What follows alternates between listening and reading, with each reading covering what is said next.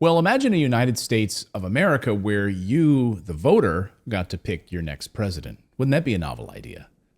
Seems like that's a thing of the past now at this stage of the game. It's actually the concept, though, behind a movement called Free and Equal Elections, which is dedicated to letting voters hear from all candidates and not just the corporate chosen few or the ones that the deep state chooses, like Nikki Haley, the military-industrial complex, like those types of individuals. Next week, on February 29th at 8 p.m., the Free and Equal Elections is putting on a massive debate, televised debate. It will be on Rumble. It'll be on multiple platforms. And it's going to be televised with five of the seven presidential candidates that the people have chosen to come and hear from.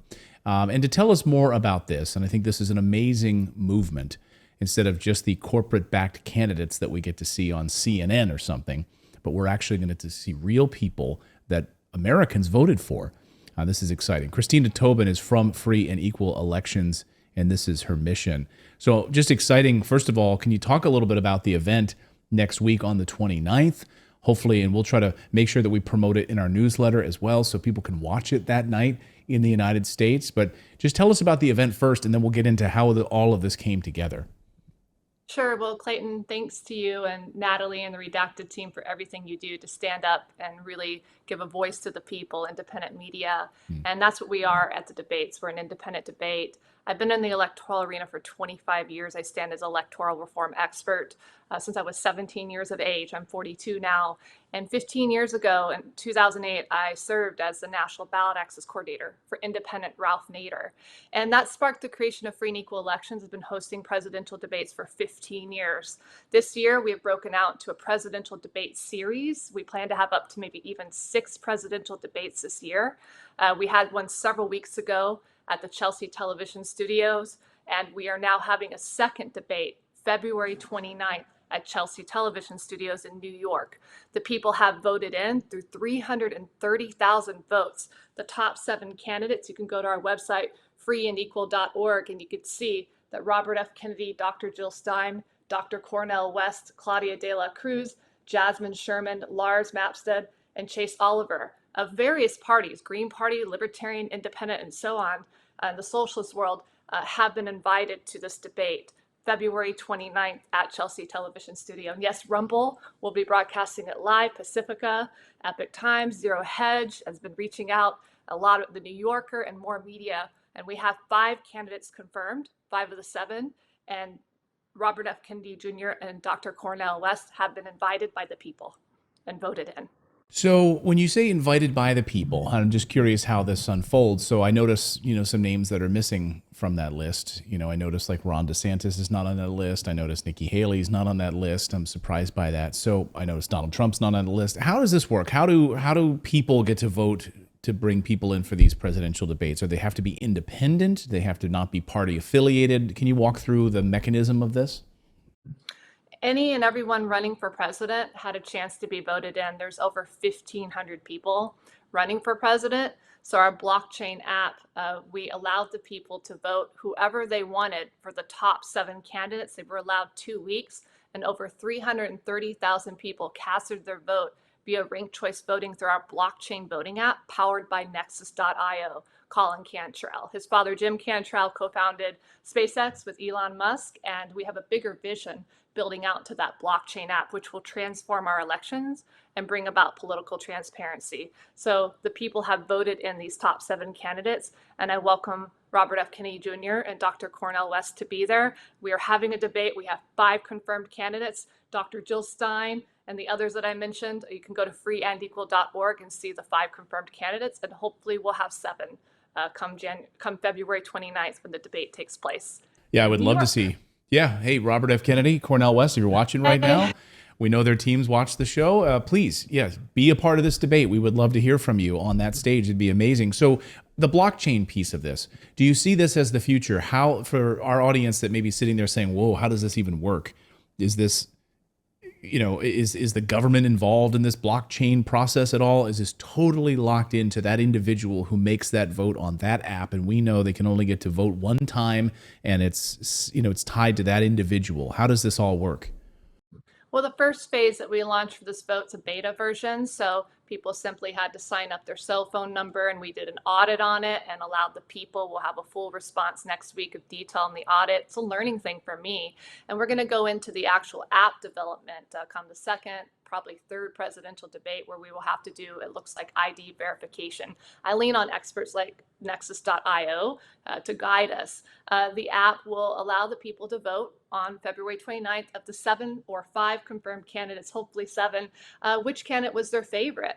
They can rank that post. They can also go in, we have on freeandequal.org where people can submit questions, but that app is going to eventually list every single candidate in office, running for office. And while blockchain, what blockchain is, right now we have paper ballots, right? You can cast a paper ballot. The mail-in ballot's a big issue now too, as it should be.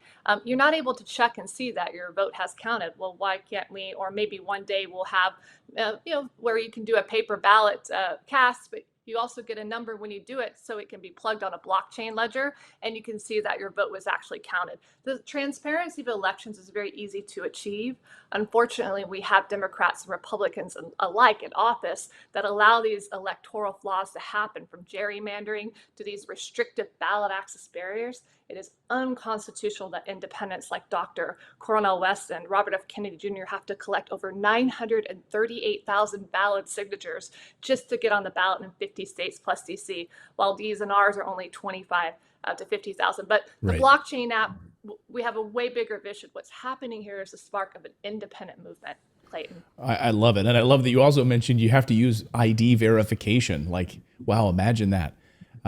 Yes. You have to actually be a human being with an ID to vote in this process. That is what the Nexus.io team has recommended, and that's the direction we're going in. And imagine an app where you can go on and see every single candidate that's currently in office, that'll be running for office, and provides the tools like click here to learn how to run for office. I ran for Secretary of State of California in 2010. I'm here to inspire many other people to run for office. So when we replace D's and R's alike with accountable individuals, I see a lot of them that have technological backgrounds. Will they then implement blockchain voting into the system? Probably, and that will enable us, and we will see the power shift from the federal, state to local level where people can self-govern themselves. That's what I see happening in the future.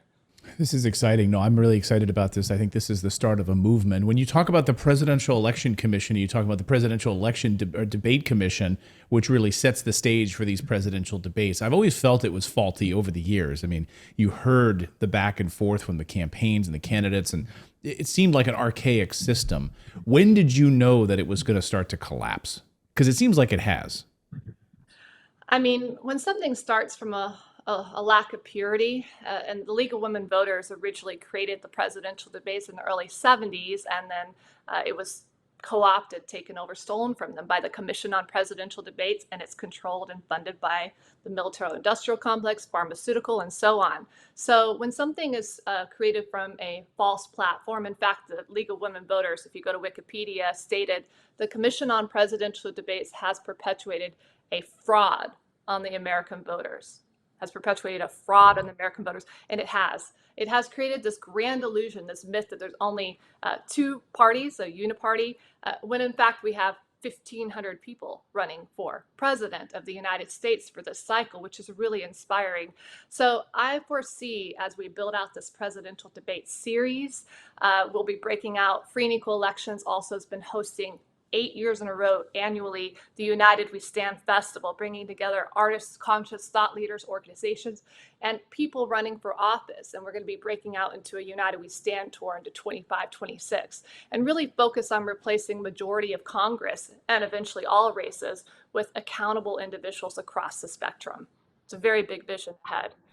Wonderful. I love the ambition here, and you're speaking to my entrepreneurial spirit, but also to my my American patriot spirit here. And I hope that we can return America to the people. That's the goal here, and I think it's been totally taken away from us.